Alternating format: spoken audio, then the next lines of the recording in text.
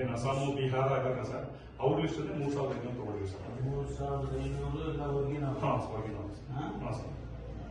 Outsiders. ಎಲ್ಲಿ ಅವರು ಎಲ್ಲ ಅಸ್ಸಾಮು ಮತ್ತೆ ಬಿಹಾರ, ವೆಸ್ಟ್ ಬೆಂಗಾಲ್. ಅವ್ರದ್ದು ಇಂಡಿವಿಜುವಲ್ ಪ್ರೊಫೈಲ್ ಮಾಡಿದ್ರ ತಗೊಂಡಿದ್ದೀವಿ ಸರ್. ವಿಸಿಟರ್ಸ್ ಸರ್ ಒಂದು ತಿಂಗಳಿಗೆ ಅಥವಾ ಒಂದು ವರ್ಷ ಒನ್ ಡೇಗೆ 1,500 ಅಬೌವ್ ಇರ್ತಾರೆ sir. One day Sunday and Saturday and Sundays is 3,000 above ಇರ್ತಾರೆ ಸರ್ ಪ್ರತಿ ಸಂಡೇ ಸ್ಯಾಟರ್ಡೇ ಸರ್. ಅವ್ರನ್ನ ಫೆಬ್ರವರಿ ಮಾತ್ರ ಇದೆ ಸರ್. ಡಿಸೆಂಬರ್ ಬಂದ್ರೆ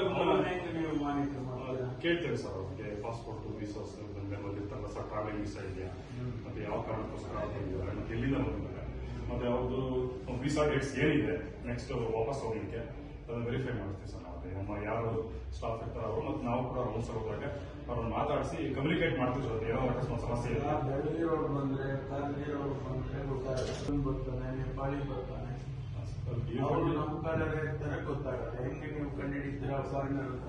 DFMD ಇದೆ ಸರ್, ನಮ್ಮಲ್ಲಿ ಚೆಕಿಂಗ್ DFMD ಮಾಡ್ಸಿದೀವಿ ಸರ್. ನಮ್ಮ DR ಕಡೆಯಿಂದ DFMD ಇದೆ ಸರ್, ಚೆಕ್ ಮಾಡಿ ಅವ್ರಿಗೆ ಕಳಿಸ್ಕೊಡ್ತೀವಿ ಸರ್. ಹೆಂಗೆ ಪ್ರತಿಯೊಬ್ಬರನ್ನ ಹೆಂಗೆ ಪ್ರತಿಯೊಬ್ಬರನ್ನ ಚೆಕ್ ಮಾಡೋದು ಸರ್. ನಮ್ಮವ್ರು ಗೊತ್ತಾಗುತ್ತೆ ಸರ್. ಇಲ್ಲಿಯವರಾದ್ರೆ ಲೋಕಲಿಸ್ಟ್ ಆದ್ರೆ ನಮಗೆ, ಅಥವಾ ಲೋಕಲ್ ನಮ್ಮ ಕರ್ನಾಟಕದವರು ಅಥವಾ ನಮ್ಮ ಏನು